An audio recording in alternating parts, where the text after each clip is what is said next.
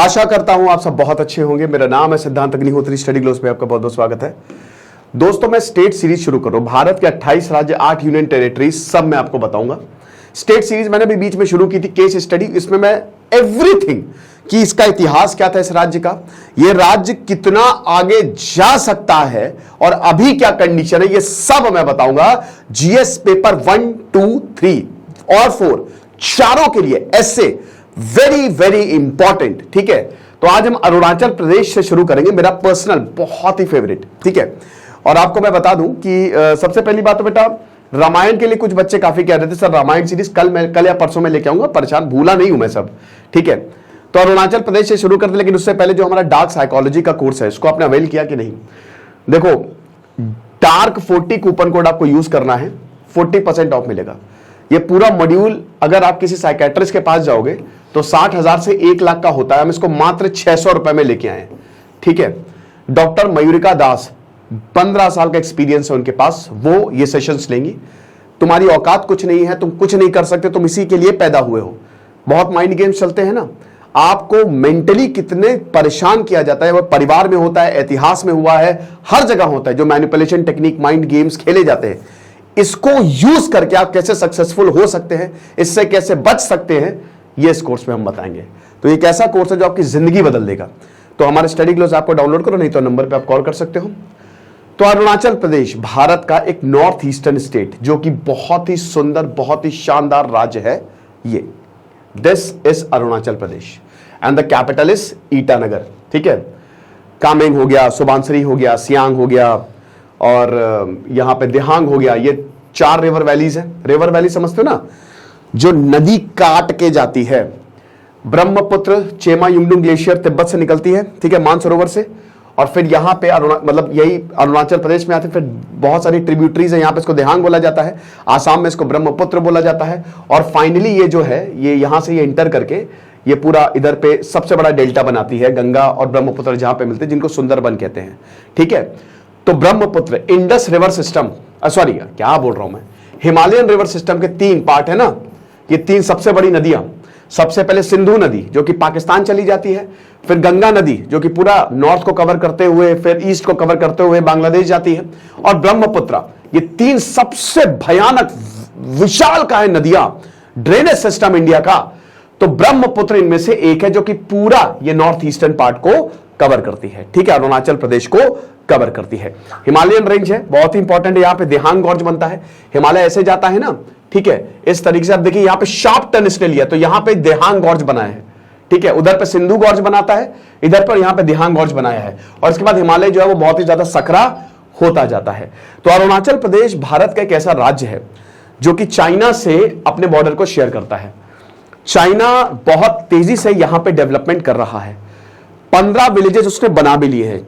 China कहता है अरुणाचल प्रदेश हमारा है, हमको दे दो, तुम हमको कब दे? तो ये चाइना बोलता है। भारत बोलता है तुम्हारी ऐसी की तैसी। अभी आपने न्यूज सुनी थी कि अरुणाचल प्रदेश के बॉर्डर हिस्से से कुछ बच्चे किडनैप करके ले गया चाइना, ये होता है वहां पे। तो मैकमेहन लाइन जो है वो यहीं से ही जाती है, जो 1900 ट्रीटी ऑफ यंदाबू साइन हुई, फिर जो मैकमेहन लाइन बनाई 1914 में, जो चाइना अभी तक नहीं मानता है, उसको रिकॉग्नाइज ही नहीं करता है। LAC, line of actual control, यहीं से होकर गुजरती है। फिर उसके बाद आसाम से भी बहुत बड़ा बॉर्डर ये शेयर करता है, राइट। अब आसाम से 800 किलोमीटर का बॉर्डर है, काफी लंबा बॉर्डर है, लेकिन प्रॉब्लम यह कि आसाम के साथ भी डिस्प्यूट है, काफी ज्यादा डिस्प्यूट है। ठीक है भाई, पहले ये वाला मिशमी हो गया, लोहित हो गया, और यहां पे सादिया वाला एरिया हो गया। ठीक है, तो बेसिकली ये वाला एरिया, इसी को तो NEFT बोला जाता था, नॉर्थ ईस्टर्न फ्रंटियर ट्रैक्ट। ठीक है, और ये आजाद था बेसिकली। बाद में इसको यूनियन टेरिटरी और एक राज्य बनाया गया। तो ये आप एक अरुणाचल प्रदेश का प्रॉपर मैप देखो। ठीक है, ये आपका कैमिंग है ना, देखिए इसमें 4 रिवर वैलीज मैंने बताया था। कैमिंग है यहाँ पे, ईस्ट कैमिंग, वेस्ट कैमिंग, फिर उसके बाद को मुझे देखने दो जरा सा। ठीक है, ये सुबानसिरी है, अगेन बहुत ही इंपॉर्टेंट, ये भी एक रिवर वैली है। फिर ये सियांग है, इसको आप ऐसे डिवाइड करो, रिवर वैली 4 रिवर वैली है। यहां पे ये ईस्ट कैमिंग जो है ऐसे आ जाएगा। ठीक है, फिर ये सुबानसिरी जो है वो यहां पे आ जाएगा ऐसे, इस तरीके से। फिर ये सियांग जो है वो यहां पे आ जाएगा, और फाइनली दिबांग वैली। ठीक है, तो ये 4 रिवर वैलीज है जिसमें ये डिवाइडेड है। और और यहां पे इसी को ही ये वाला एरिया, यहां पे एबोर वॉर, एंग्रो एबोर वॉर लड़ा गया था, बताऊंगा अभी मैं, ठीक है ना। तो बहुत ही ज्यादा इंपॉर्टेंट है, जो हिमालय को काट के नदी जाती है ना, और यही जो सियांग और बाकी नदियां हैं, ये सब ब्रह्मपुत्र से जुड़ती है, ट्रिब्यूटरी हैं। तो एक एक करके हम देखेंगे। तो कैपिटल क्या है? ईटानगर, है ना। स्टेट एनिमल मिथुन, ओए, ठीक है। तो मिथुन है जिसको गायल बोला जाता है, बहुत ही बड़ी गाय का स्वरूप, है ना, बोवीन। स्टेट बर्ड हॉर्नबिल, पढ़िए हॉर्नबिल, एनसीईआरटी क्लास 12th। क्यों? लिटरेचर, बहुत ही प्यारी, ऐसे चोंच, ऐसे फुंतोड़ उसका ऐसे निकला रहता है ना। तो प्रोटेक्टेड एरिया बहुत ही इंपॉर्टेंट है। Namdapha national park, Mouling national park, Pakke tiger reserve को तो 2047 तक इसमें बोला गया है कि इस टाइगर रिजर्व को हम ऐसा बना देंगे, सस्टेनेबल लाइवलीहुड 2047 का टारगेट सेट किया गया है, ठीक है। दिबांग वाइल्ड लाइफ सेंचुरी, सिसा ऑर्किड नेशनल पार्क, बहुत ही इंपॉर्टेंट है ये सब। ये सारे वन वर्ड में भी सीधा सीधा पूछा जाता है। ये देख रहे हो ना, हॉर्नबिल, मन कर रहा है इसको पाल लें। क्या खूबसूरत पक्षी है दोस्तों, बहुत ही प्यारा। तो ये आपको ईटानगर, मतलब ईटानगर कह रहा हूं, आपको तवांग मोनेस्ट्री है यहाँ पे, है ना, बहुत ही खूबसूरत। अगर आप अरुणाचल प्रदेश जाओ, मजा आ जाएगी।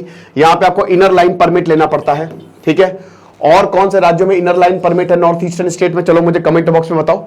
धीमे धीमे इनर लाइन परमिट जो है वो हटाया जा रहा है, ठीक है। तो ILP लेना पड़ता है एक दिन, मतलब आपको, अगर आपको वहां पे जाना है, एक तरीके से इंडिया में ही आपको एक तरीके का वीजा है, आपको अगर वहां पे जाना है तो आपको सरकार की परमिशन लेनी पड़ेगी। तो मिथुन या फिर गायल, ठीक है, ये अरुणाचल प्रदेश का स्टेट एनिमल है और बहुत ही इंपॉर्टेंट है सोशल, इकोनॉमिक और कल्चरल। जिसके पास जितनी मिथुन, वो उतना अमीर वहां पे माना जाता है, राइट। तो ये आप देख सकते हैं। आज है तेरा बाप का गाय पालो वो देखा आपने क्यों कि नहीं मिथुन का। फिर लोकेशन एंड बॉर्डर, तो आसाम और नागालैंड से ये बॉर्डर को शेयर करता है, ठीक है। म्यांमार है ईस्ट में और भूटान है वेस्ट में। और यहां पे जो पीपल रिपब्लिक ऑफ चाइना, मतलब तिब्बत है। तिब्बत को तो खैर चाइना ने जो है, अभी देखिए इसका मैप, अगर, वरना मुझे पीछे ही जाना पड़ेगा, ठीक है। देखो ये म्यांमार से ये शेयर कर रहा है ना। तो साउथ में आपका म्यांमार है, फिर ऊपर यहां पे आपका भूटान है, ये चाइना है, ये तिब्बत है, ठीक है। ये भूटान है आपका, राइट, ईस्ट में आपका भूटान है, ठीक है। नॉर्थ में आपका चाइना है। फिर उसके बाद ये जो पूरा एरिया है वो आसाम का एरिया है, और इधर वाला एरिया ये देखो, ये नागालैंड से ये साउथ में जो है वो शेयर कर रहा है, ठीक है। तो कई बार NSCN ये बोलता है कि भैया हम भी आएंगे यहाँ पे, पेमा खांडू जो है वो चीफ मिनिस्टर, बढ़िया है यहाँ पे, ठीक है। लेकिन आपको बता दो, अरुणाचल प्रदेश भारत के सबसे गरीब राज्यों में से एक है। अनफॉर्चुनेटली ये सच है, क्या कर सकते हैं, बताएंगे उसका रीजन क्या है। तो उसके बाद एरियन पॉपुलेशन, ज्यादा पॉपुलस नहीं है अरुणाचल प्रदेश, 13 लाख के करीब लोग रहते हैं यहाँ पे, बस बहुत ही कम पॉपुलेशन है यहाँ पे, ठीक है। 83,000 स्क्वायर किलोमीटर, 83743 स्क्वायर किलोमीटर का एरिया है। बड़ा स्टेट है, यानी कि एरिया ज्यादा है बट पॉपुलेशन उस हिसाब से कम है। पॉपुलेशन डेंसिटी यहाँ पे बहुत ज्यादा कम है, ठीक है। 2011 के सेंसस के हिसाब से लगभग 14 लाख के करीब आप मान लो, 13,80,000 के करीब यहाँ पे लोग जो है वो रहते हैं। 1.328 मिलियन। लैंग्वेजेस यहाँ पे बहुत सारी बोली जाती है। आपको बता दूं कि यहाँ पे क्योंकि बेसिकली ट्राइब्स हैं यहाँ पे, 23 ऑफिशियल और 100 से ज्यादा सब ट्राइब्स हैं यहाँ पे, तो ढेरों ट्राइब्स यहाँ पे आपको मिलेंगी। लैंग्वेज की बात करें तो 100 से ऊपर लैंग्वेज यहाँ पे बोली जाती है। बहुत सारी लैंग्वेजेस, भाषाओं का गढ़ है। लेकिन अभी एक आर्टिकल मैंने पढ़ा था द हिंदू में, वो कवर भी किया था कि कहीं ना कहीं अरुणाचल प्रदेश, देखिए भाषा एक रीजन की स्पेशलिटी होती है बट वो खोती जा रही है, क्योंकि अब लोग यहाँ पे ज्यादातर अंग्रेजी प्रेफर कर रहे हैं, ठीक है ना। तो ऑफिशियल लैंग्वेज वैसे यहाँ की इंग्लिश है, क्योंकि ब्रिटिश का यहाँ पे दबदबा रहा है। बाकी नीशी, आदि, ये आदि सबसे इंपॉर्टेंट, अबोर या फिर आदि ट्राइब जिनको बोलते हैं, मतलब इंडिपेंडेंट, आजाद, अपातानी, गालो और बहुत सारी जो है, ये सब सारी ट्राइब्स की अपनी लैंग्वेजेस यहाँ पे बोली जाती हैं। अरुणाचल प्रदेश की बात करें तो 65% दे आर ट्राइबल्स, 65% तो ट्राइब्स हैं, ठीक है। रिच और एथनिक डाइवर्सिटी के लिए जाना जाता है। 25 मेजर ट्राइब्स और 100 से ज्यादा यहाँ पे सब ट्राइब्स। सबसे बड़ी यहाँ पे वही अबोर, जिनको आदि, फिर नीशी, अपातानी, गारो, मिशमी, मोनपा, ये सारी ट्राइब्स आपको यहाँ पे मिलेंगी। नेचुरल रिसोर्सेज की बात करते हैं तो भाई जो फॉरेस्ट एरिया है 80% के आसपास है। लेकिन आपको बता दूं कि अरुणाचल प्रदेश में फॉरेस्ट एरिया लगातार घटता जा रहा है, ठीक है। देखो फौना और फ्लोरा दोनों ही आपको यहां पे भाई 35 से ऊपर आपको बैम्बू की स्पीशीज मिलेंगी, 20 से ऊपर आपको कॉनिफर्स की स्पीशीज मिलेंगी, ठीक है। 45 से ऊपर आपको रोडेंड्रॉन जो कि पहाड़ी फूल होता है ना, उसकी स्पीशीज मिलेंगी। और मतलब बहुत सारे, अगर आप फौना की बात करें भाई, अभी कीवीज जो है वो अरुणाचल प्रदेश में उगाए जा रहे थे। ये बहुत बढ़िया बूस्ट था, अरुणाचल प्रदेश में बहुत बढ़िया खेती हो सकती है क्योंकि वो पहाड़ी एरिया है, कमर्शियल क्रॉप वहां पे बहुत अच्छे तरीके से जो है वो उगाए जा सकते हैं, ठीक है ना। तो ये चीज है, 450 से ज्यादा आपको यहाँ पे फ्लावर्स देखने को मिलेंगे, ठीक है। और जैसा कि हमने बताया कि क्योंकि जंगली एरिया है, जंगल बहुत सारे हैं, ढेरों यहाँ पे वाइल्ड लाइफ सेंचुरी है और रिजर्व फॉरेस्ट है। अब देखिए ब्रिटेन का क्या रहा है, ब्रिटिश जहां पे वो जंगल देखेंगे, भागो भागो भागो भागो भागो भागो भागो, जंगल जंगल हमारा है, जंगल जंगल बात चली है, यहाँ की पत्तियां हमारी है, यहाँ की सब लकड़ियां हमारी है, जानवर हमारे हैं। तो ये करते थे ब्रिटिशर, क्योंकि जंगल उनके लिए बहुत इंपॉर्टेंट है। कैसे? जंगलों को वो इसलिए लेते थे, पहली बात जंगल को काट के कृषि बना दो, खेत कर लो और खूब पैसा मिलेगा, रेवेन्यू मिलेगा। दूसरा, जंगल क्योंकि रेलवे है तो यहां पे पेड़ काटो, जितना हो सके पेड़ काटो, इनको ये रिजर्व फॉरेस्ट कहते थे। तो ब्रिटिशर को पता था भाई देखो, जब यहां पे वॉर होता है, ठीक है, स्पेशली जब एंग्लो बर्मा वॉर होता है पहला, तो उसके बाद फिर अहोम किंगडम लगभग मतलब 1824 के आसपास मुश्किल हुई, वो उनकी सत्ता वहां पे समाप्त किया। अहोम किंगडम एक ऐसा किंगडम था, नॉर्थ ईस्ट में पूरा राज था उनका, और अहोम एक ऐसा किंगडम था जिसने मुगलों को 10 से ज्यादा बार हराया है, और इतना बुरा हराया वहां पे किसी की हिम्मत ही नहीं होती थी। 600 साल से ऊपर चला है वो किंगडम, जबरदस्त किंगडम होता था वो, ठीक है। बट अल्टीमेटली भाई ब्रिटिश आए यहां पे। अब तब यहां पे ब्रिटिश ने बोला अच्छा ओके, बहुत सारी ट्राइब्स है, अरुणाचल प्रदेश वाला जो एरिया है ना, यहां पे बहुत सारी ट्राइब्स रहती थी और ये किसी के भी कंट्रोल में नहीं थी, ये किसी के भी कंट्रोल में नहीं थे। और इसमें सबसे बड़ी 1.5 लाख के करीब अबोर्स रहते थे। ये बड़े ताकतवर थे, इतने ताकतवर थे। ये अहोम और जो चूटिया और अहोम किंगडम है, काफी हद तक वो इन एरिया को कंट्रोल करती थी, बट वो इनसे उलझते ही नहीं थे क्योंकि ये इतने बहादुर थे, इतने तगड़े थे। 4 एंग्लो एबोर्स वॉर लड़ी गई है, 1858 और 1859। इतना मारा ब्रिटिशर को, इतना मारा कि दोबारा आए नहीं यहां पे, इतना मारा। गोरिल्ला वॉरफेयर में एक्सपर्ट, एरो मारते थे तो आगे जहर होता था। टरेन, अब समझिए ब्रिटेन के पास वो पूरा भारत जीत के वो अरुणाचल जा रहा है, मतलब उस समय तो अरुणाचल नहीं था, इन एरिया में जा रहे हैं, ठीक है। लेकिन वहां पे मॉडर्न हथियारों के साथ वो हार के वापस आ रहे हैं, इतना दौड़ा दौड़ा के मारते थे वो लोग, समझ रहे हो। फिर उसके बाद यहां पे एक और वॉर लड़ी थी 1894 के दौरान, थोड़ा सा आप डेट चेक कर लीजिएगा, थर्ड एंग्लो एबोर वॉर, और वो बड़ी हिस्टोरिक रही थी, है ना। वो इतनी हिस्टोरिक थी दोस्तों, मतलब उसमें ब्रिटिशर ने सुपड़ा साफ कर दिया था यहां पे, ब्रिटिशर का। हार गए थे, ठीक है, बुरी तरीके से हारे थे।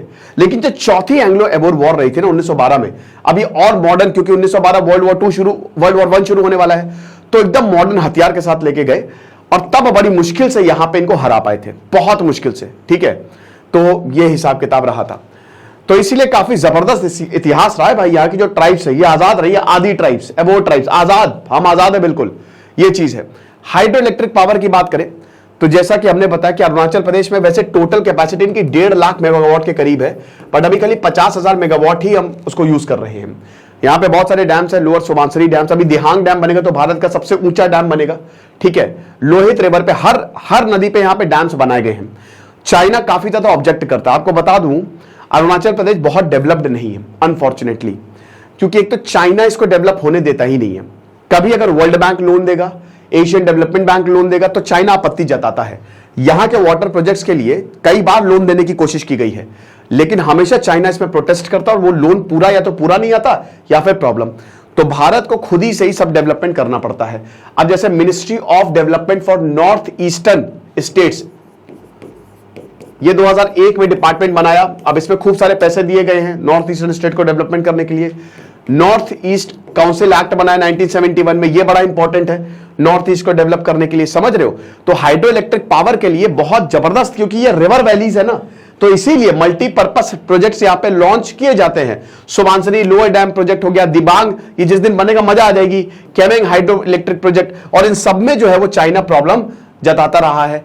टूरिस्ट अट्रैक्शन की बात करें तो अभी जैसे यहां पे टूरिस्ट पुलिस, क्योंकि देखिए टूरिज्म बहुत जबरदस्त है अरुणाचल प्रदेश में, फिर एक टूरिस्ट ऐप है और यहां पे नए नए टूरिस्ट स्पॉट्स को खोजा जा रहा है ताकि ढेर सारे टूरिस्ट आए। मैं पर्सनली देखिए, मैं 2 बार नॉर्थ ईस्ट गया हूं, ठीक है, मुझे इतना खूबसूरत लगा, वहां से अच्छी कोई जगह ही नहीं है अगर इसको प्रॉपर डेवलप किया जाए।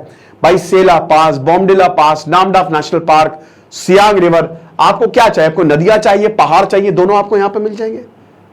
इतना खूबसूरत है यहां पे, बहुत ही सुंदर है। तो इसमें इस समय बहुत ज्यादा जो है वो फोकस किया जाए। और तवांग मोनेस्ट्री तो भाई सबसे ऊंची मोनेस्ट्री, बहुत ही बढ़िया है। स्ट्रैटेजिक इंपॉर्टेंस बहुत ज्यादा है अरुणाचल प्रदेश का, क्योंकि ये चाइना से बॉर्डर शेयर करता है, तिब्बत से बॉर्डर शेयर करता है, ठीक है। तो इसीलिए तिब्बत हो गया, बर्मा हो गया, तो strategically it is very very very important, है ना। ये चीज है। एलएसी कभी भी चाइना इसको रिकॉग्नाइज नहीं करता। चाइना कहता है कि पूरा ये हमारा है, पूरा जो अरुणाचल प्रदेश है वो हमारा है, ठीक है। अभी अजीबोगरीब बात है। और इसीलिए चाइना कई बार अरुणाचल प्रदेश के पास, अभी इसने 15 प्रॉपर विलेज डेवलप कर लिए हैं।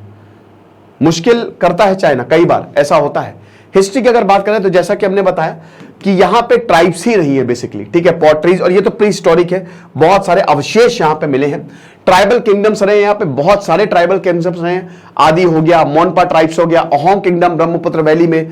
देखिए एक रिवर वैली है ना, तो रिवर के इस साइड, मतलब ये अरुणाचल प्रदेश वाला, इधर वाला पूरा अहोम आसाम, इधर वाला अरुणाचल हो गया। तो यहां पे सारी ट्राइब्स आजाद रही हैं। इनफैक्ट अहोम किंगडम का भी बहुत ज्यादा इन पे दबदबा नहीं था, ये आजादी थे पूरी तरीके से, समझ रहे हो। बुद्धिज्म आया, ठीक है, बुद्धिज्म यहां पे तिब्बत से आया, और तिब्बत का काफी इंफ्लुएंस रहा है। बहुत सारे तिब्बत से माइग्रेंट्स भी यहां पे आए। तिब्बत की एथनिसिटी यहां पे आपको देखने को मिलती है, बहुत सारी ट्राइब्स जो है वो इधर तिब्बत से। लेकिन फिर वही है कि जब हम ये देखते हैं चाइना ने तिब्बत को एनेक्स किया इसको, तो फिर वो चाइना से डायरेक्ट बॉर्डर जो है वही शेयर करने लगा। तो तवांग मोनेस्ट्री को 17वीं शताब्दी में फाउंड किया गया था, और बहुत ही इंपॉर्टेंट बुद्धिस्ट लर्निंग सेंटर था। ब्रिटिश ने, जैसा कि हमने बताया 1914 में, भाई एक तो ट्रीटी ऑफ एंदबू, ठीक है, उसके बाद फिर मैकमिहन लाइन, फिर उसके बाद जो फाइनल एंग्लो एबोर वॉर हुई, तो यहां पे इनके फॉरेस्ट इनके पास आ गए, है ना। और 1914 के बाद सब ब्रिटिश का इन्फ्लुएंस रहा, और उसके बाद जैसा कि हमने बताया कि इंग्लिश का काफी इन्फ्लुएंस, तो इंग्लिश इसीलिए इसकी ऑफिशियल लैंग्वेज भी हो गई है। उसके बाद जब भारत आजाद हुआ, तब अरुणाचल प्रदेश को भारत में मिलाना है किसी भी तरीके से, लेकिन नॉर्थ ईस्टर्न स्टेट्स में इंसर्जेंसी थी, अरुणाचल प्रदेश में भी इंसर्जेंसी थी, लेकिन उतनी नहीं रही, ठीक है, ये चीज है। तो अब ये हम देखते हैं कि इसको एडमिनिस्ट्रेट करना है, क्योंकि NEFT, पहले ये नेफा, ठीक है, NEFT, north eastern frontier tract, ठीक है, नेफा। तो अब ये होता क्या कि यहां पे 3 को अरुणाचल प्रदेश में 3 में डिवाइड कर दिया। बट अगेन 1972 में, 1972 में अरुणाचल प्रदेश को यूनियन टेरिटरी बनाया गया, और 1987 में, 1987 में अरुणाचल प्रदेश को पूरा का पूरा राज्य बना दिया गया, जिससे अरुणाचल प्रदेश को बहुत ज्यादा खुशी मिली, ठीक है। तो ये देख सकते हैं। और जैसा कि हमने बताया कि चाइना के साथ काफी ज्यादा अरुणाचल प्रदेश के इशू रहते हैं। सोशियो इकोनॉमिक डेवलपमेंट की बात करें तो दोस्तों इसमें प्रॉब्लम ये है कि एजुकेशन में बहुत ज्यादा अब प्रोग्रेस हो रही है, ठीक है। बहुत सारे प्रोफेसर्स, सरकारी स्कूलों में भर भर के इन्वेस्टमेंट आ रहा है। 3,500 करोड़ के आसपास यहां पे मिनिस्ट्री ने लगाए हैं सिर्फ डिजिटल कनेक्टिविटी में। बहुत सारे, मतलब मान के चलिए कि जो यहां पे ढेरों गांव में, बहुत सारे गांव में ऑलरेडी इंटरनेट 4G इंटरनेट आ गया है, ठीक है। कुछ गांव में भी आना बाकी है। इंटरनेट की कनेक्टिविटी पहले थी ही नहीं, इनफैक्ट मोबाइल की भी कनेक्टिविटी नहीं थी। देश का लिटरेसी रेट है 74% के आसपास, ठीक है, 74%। अरुणाचल प्रदेश का जो लिटरेसी रेट है वो 65% के आसपास है, जिसमें औरतों का तो 57%, तो नेशनल एवरेज से कम है। अभी एक रिपोर्ट के हिसाब से, ठीक है, सरकार की एक रिपोर्ट के हिसाब से 50% यहां पे जो बच्चे हैं, ठीक है, वो बेसिक एजुकेशन से वंचित है, मतलब वो एग्जाम पास ही नहीं कर पाए। तो यहां कहीं ना कहीं हमको अरुणाचल प्रदेश में एजुकेशन में बहुत ज्यादा इन्वेस्ट करना पड़ेगा, और अभी काफी ज्यादा इन्वेस्टमेंट हो रहा है। ऐतिहासिक तौर पे ये बुद्धिजीवी हैं, they are very very intelligent, लेकिन बहुत समय से इसको इग्नोर किया गया। बट मुझे लगता है कि सबसे ज्यादा अगर कहीं पे प्रोस्पेक्ट है वो अरुणाचल प्रदेश में है। देन हेल्थ केयर की अगर बात करें तो अगेन हेल्थ केयर में भी यहाँ पे काफी ज्यादा डेवलपमेंट किए जा रहे हैं। पहले तो बहुत मुश्किल थी, लेकिन अब कॉलेजेस बनाए जा रहे हैं, और थोड़े बहुत यहाँ पे हॉस्पिटल्स भी खोले जा रहे हैं। इंफ्रास्ट्रक्चर बहुत ही ज्यादा इंपॉर्टेंट है यहाँ पे, ठीक है। अब यहाँ पे एक हाईवे बन रहा है, ठीक है, मैं थोड़ा सा नाम भूल गया हूं, याद नहीं आ रहा मुझे, ठीक है। बहुत इंपॉर्टेंट हाईवे बन रहा है। ट्रेन यहां पे 2014 में पहली ट्रेन लॉन्च की गई थी। अभी तो तिरप और तेजू, यहां यही 2 एयरपोर्ट थे, लेकिन अभी हाइलोंग जो है 2022 में उसकी इनॉग्रेशन था। ग्रीन एयरपोर्ट जो है वो यहां पे आया है, क्योंकि देखिए ट्रेन की कनेक्टिविटी और एयर की कनेक्टिविटी बहुत ज्यादा इंपॉर्टेंट है। तो अभी क्या है कि अभी अगर आपको नॉर्थ ईस्ट जाना है तो आपको आसाम जाना पड़ेगा प्लेन से। प्लेन की कनेक्टिविटी गुवाहाटी में सबसे बड़ा जो है वो एयरपोर्ट है, ठीक है, बारदोली इंटरनेशनल एयरपोर्ट। बट यहां प्रॉब्लम यह है कि अरुणाचल प्रदेश में 2 ही एयरपोर्ट थे, लेकिन अभी जो तीसरा एयरपोर्ट उससे बहुत ज्यादा बूस्ट मिला है। फिर ट्रेन की कनेक्टिविटी बड़ी इंपॉर्टेंट है, और यहां पे बहुत बड़ा हाईवे बनाया जा रहा है, मैं नाम भूल गया हूं, जो पूरे अरुणाचल प्रदेश को जो है वो कनेक्ट करेगा। ठीक है, कौन सा? हाँ, trans Arunachal highway, exactly. Trans Arunachal highway जो है वो बहुत ही ज्यादा इंपॉर्टेंट हो रहेगा, क्योंकि ये पूरे के पूरे अरुणाचल प्रदेश को कनेक्ट करेगा, समझ रहे हो? तो इसीलिए इसमें बहुत तेजी से काम चल रहा है। तो ये पूरा तवांग होते हुए, सियांग होते हुए यहां तक जाएगा। ये that will be a game changer. तो अब और भी रोड्स का यहां पे एक एक करके जो है अरुणाचल प्रदेश में डेवलपमेंट हो रहा है। ज्यादातर इंडस्ट्री यहां पे है नहीं, बहुत कम इंडस्ट्रीज हैं। हालांकि इंडस्ट्री यहां पे बहुत अच्छी बन सकती है, बट मुझे लगता है अगर यहां पे बनेगी तो शायद इकोलॉजी को प्रॉब्लम होगी। लेकिन इंडस्ट्री यहां पे बनने का कारण वही चाइना है। चाइना की तरफ बहुत ज्यादा प्रोटेस्ट चाइना की तरफ से जो है, और उसके बाद फिर ये भी लगता है कि देखिए कहीं पे भी अगर आप जाएंगे तो आपको स्किल की डेवलपमेंट चाहिए। ठीक है, तो यहां पे दिक्कतें ज्यादा हैं, एक तो चाइना की तरफ से, और दूसरी बात यहां पे बहुत डेवलपमेंट भी करना पड़ेगा इस एरिया का। तो इसीलिए कहीं ना कहीं जो इंडस्ट्रीज है, इंफ्रास्ट्रक्चर, क्योंकि जब तक इंफ्रास्ट्रक्चर नहीं बढ़ेगा, जब तक इंडस्ट्रीज नहीं आएगी, तब तक यहां पे लोगों को रोजगार नहीं मिलेगा। और यहां पे अनएम्प्लॉयमेंट की प्रॉब्लम है, बहुत ज्यादा प्रॉब्लम है। बहुत सारे जो अरुणाचली हैं वो बाहर चले जा रहे हैं। मैंने बताया था यहां पे भी ब्रेन ड्रेन हो रहा है, बट यहां पे एक अलग तरीके का है। इसीलिए यहां की भाषाएं कम, जो यहां की ओरिजिनल भाषा है ना, वो कम हो रही है, क्योंकि लोग बाहर जा रहे हैं। उनके पास यहां पे मैक्सिमम खेती कर रहे हैं, इंडस्ट्रीज है नहीं। कहीं ना कहीं अरुणाचल प्रदेश में क्राइम भी ज्यादा है इसी वजह से, और ड्रग्स और अल्कोहल की भी प्रॉब्लम अरुणाचल प्रदेश में ज्यादा है। भाई जब आप रोजगार नहीं दोगे तो ये प्रॉब्लम आएगी। तो अभी सरकार इस पे काफी ज्यादा फोकस कर रही है। ठीक है ना, तो ये चीज है। फिर उसके बाद माउंटेनियस टरेन यहां पे मुश्किल है, पूरा पहाड़ी एरिया है, तो आपको काटना पड़ेगा। फिर ट्रेन्स का भी अभी ट्रैक्स बिछाए जा रहे हैं, बट मुश्किल है। तो डाइवर्स तो बहुत ज्यादा है, बट इंफ्रास्ट्रक्चर अभी डेवलपमेंट हो रहा है। ठीक है, सरकार यहां पे बहुत फोकस है। रिवर्स की बात करें तो ब्रह्मपुत्र सबसे इंपॉर्टेंट रिवर है। ठीक है, तिब्बत से आती है ये, और उसके बाद पूरा अरुणाचल प्रदेश होते हुए दिहांग यहां पे इसको बोला जाता है, एंड देन ये सीधा आसाम में एंटर करती है, और उसके बाद फिर ये बांग्लादेश में चली जाती है। तो यहां पे ये लाइफ लाइन है, इरिगेशन, हाइड्रो इलेक्ट्रिक, क्योंकि पहले ही अरुणाचल प्रदेश में ही आती है। सियांग रिवर है, मेन ट्रिब्यूटरी है। ठीक है, ब्रह्मपुत्र रिवर की ट्रिब्यूटरी है। ये रिवर भी पानी जो है वो ब्रह्मपुत्र रिवर को देती है अपना, और तिब्बत से ही ओरिजिनेट होती है। अगेन, जो भी तिब्बत से रिवर ओरिजिनेट होगी वो अरुणाचल प्रदेश में आएगी ही आएगी। और ये सियांग जो है, ये एक दिहांग वैली, जैसा कि हमने बताया सियांग वैली है, वहां पे 4 वैली है। अरुणाचल प्रदेश में रिवर वैली है। रिवर वैली समझते हो, जब पहाड़ों को नदी काट के जाए इस तरीके से, ये देख सकते हो ना, ये वैली है ना, और ये पहाड़ों को काट के नदियां निकल रही हैं, तो बहुत ही खूबसूरत है। तो उसके बाद जो गॉर्जेस बनाते हैं, जो खाई और डीप वैली से होकर जाती है, अरुणाचल प्रदेश जाओगे आपकी सांसें रुक जाएंगी कि ऐसा कुछ आपने देखा ही नहीं। देन उसके बाद सुबानसिरी, ये डिस्ट्रिक्ट भी है, सुबानसिरी रिवर मतलब एरिया भी है। अगेन ये एक इंपॉर्टेंट ट्रिब्यूटरी है ब्रह्मपुत्र रिवर के, सब ट्रिब्यूटरी है। ठीक है, और ये हर जगह पे वो डैम्स बनाए जा रहे हैं। और केमिंग रिवर भी अगेन इसको जिया भौरेली रिवर बोला जाता है, और ये ट्रिब्यूटरी तो नहीं, बट ये अरुणाचल प्रदेश की एक बहुत इंपॉर्टेंट नदी है।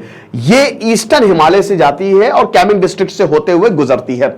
लोहित रिवर भी है, एकदम 5 नदियां हैं, लोहित 5वीं है, जो कि अगेन बहुत इंपॉर्टेंट है। तो आप ये बताइए कि एक ऐसा एरिया जो पहाड़ी है, जहां पे नदी, तो हाईली फर्टाइल रीजन है, तो यहां पे सोचिए कि हम क्या क्या उगा सकते हैं। अब इस पे डेफिनेटली काम चल रहा है। देन उसके बाद Dibang river, again major tributary है ब्रह्मपुत्र की। ठीक है, और उसके बाद लोहित रिवर, ये 5 हैं, ये देख सकते हैं आप। ठीक है, तो ये सुबानसिरी हो गया, ब्रह्मपुत्र तो है ही है, फिर ये पूरी दिबांग हो गया। ठीक है, दिबांग यहां से जाती है, ब्रह्मपुत्र जो है वो वहां से जाती है। फेस्टिवल्स की अगर बात करें तो लोसार फेस्टिवल, जो कि तिब्बतन न्यू ईयर है, मोनपा ट्राइब इसको मनाती है। ठीक है, और फरवरी और मार्च में आता है। Music, dance, performance. Then Nyokum again एक बहुत ही इंपॉर्टेंट फेस्टिवल है, जो कि यहाँ की नीशी ट्राइब्स, अरुणाचल प्रदेश की नीशी ट्राइब्स मनाती हैं।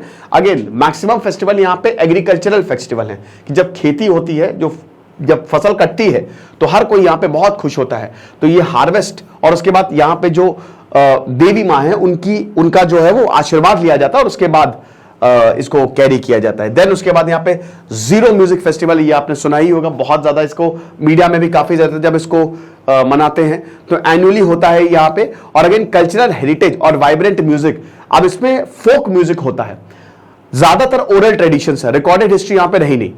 तो जो बहादुरी दिखाई थी यहां पे, ठीक है, जो ट्राइब्स ने बहादुरी दिखाई ब्रिटिश से लड़ते हुए, बाकियों से लड़ते हुए, बहुत अच्छे से उसको शोकेस किया जाता है। तो इंटरनेशनल आर्टिस्ट आते हैं, लोग यहां पे घूमते हैं, बहुत ही बढ़िया।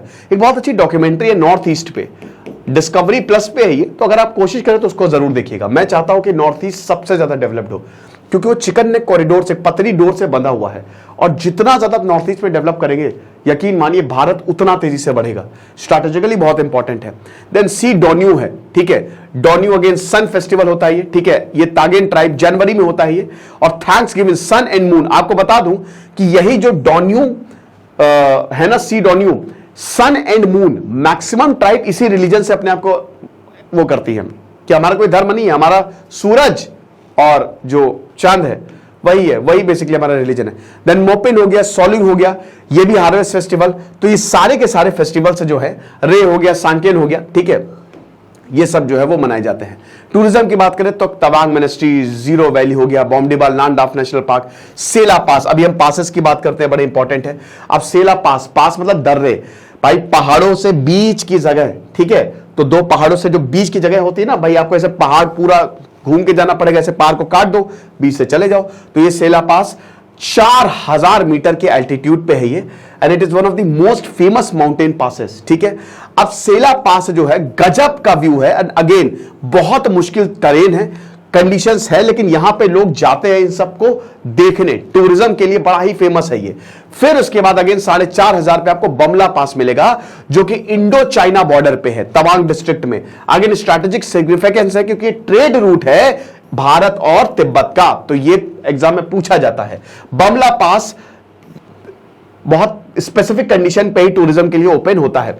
कई बार ऐसा होता है ना, बारिश हो गई या बहुत, मतलब ये क्योंकि हिमालय पे है ये पूरा का पूरा, तो ये कई बार पासेस बंद भी हो जाते हैं, ठीक है। बॉम्डिला पास तो आपने सुना ही होगा, अगेन तवांग पे ही है ये, बहुत ही इंपॉर्टेंट है ये, गजब का पास। यहां पे जो माउंटेन्स हैं जबरदस्त।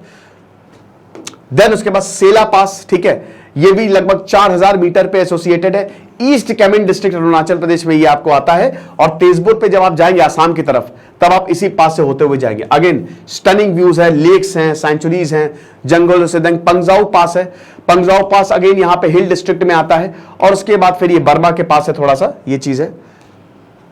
तो ये आप देख सकते हैं बॉम्डिला पास, जितने भी पासेस हैं यहाँ पे आपको मैप पे दिख जाएंगे। ओके, आगे बढ़ते हैं, चलो उसके बाद ट्राइब्स देख लेते हैं। तो मोनपास ओनली नोमैडिक ट्राइब्स है, अगर हम बात करते हैं अरुणाचल प्रदेश की, बड़े इंपॉर्टेंट है, ठीक है। अपातनीस अगेन प्री आर्यन, बहुत समय से ये लोग जो है वो यहां पे रह रहे हैं।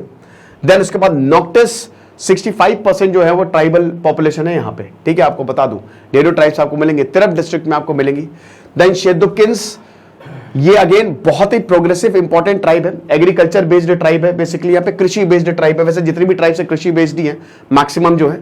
नीशीज मोस्ट पॉपुलस ट्राइब है, शिफ्टिंग कल्टीवेशन, झूम कल्टीवेशन, स्लैश एंड बर्न जिसको बोलते हैं, वो ये प्रैक्टिस करते हैं, ठीक है। राइस उगाते हैं ये। ज्योग्राफिकल जीआई टैग देख लो, अरुणाचल ऑरेंज, संतरे खाओ भैया, अरुणाचल प्रदेश के बहुत बढ़िया है। इदू मिशमिन टेक्सटाइल, अगेन इसको भी जीआई टैग मिला हुआ है, तो अगर आप यहां पे जाओ तो आप इसको जरूर, ठीक है। तो ये तवांग, ये तो वैसे देखिए डेवलपमेंट अगर अरुणाचल प्रदेश में अब हो रहा है, और मुझे लगता है अगले 10 सालों में अरुणाचल प्रदेश भारत का एक बहुत ही जबरदस्त प्रदेश बन के उभरेगा। बट अभी तक अरुणाचल प्रदेश को काफी इग्नोर किया है, जिसकी वजह से मुश्किलें बहुत ज्यादा है अरुणाचल प्रदेश में। बट चलो ठीक है, कोई नहीं, देर है दुरुस्त है। हो सकता है थोड़ा नाम वाम प्रोनाउंस करने में मुझसे गलती होगी, तो पहले से ही माफी मांग रहा हूं, क्योंकि मैं उस एरिया का नहीं हूं। और अगर आपको लगता है कि कुछ इसमें और ऐड होना चाहिए तो feel free to comment. Okay, तो ये लेक्चर था, आई होप आपको अच्छा लगा होगा। अब अगला कौन सा राज्य का मैं केस स्टडी करूं मुझे बताइएगा। बाकी डार्क साइकोलॉजी का ये शानदार course, dark 40 coupon code use करिए, मजा आ जाएगी। दिस इज सिद्धांत अग्निहोत्री साइनिंग ऑफ।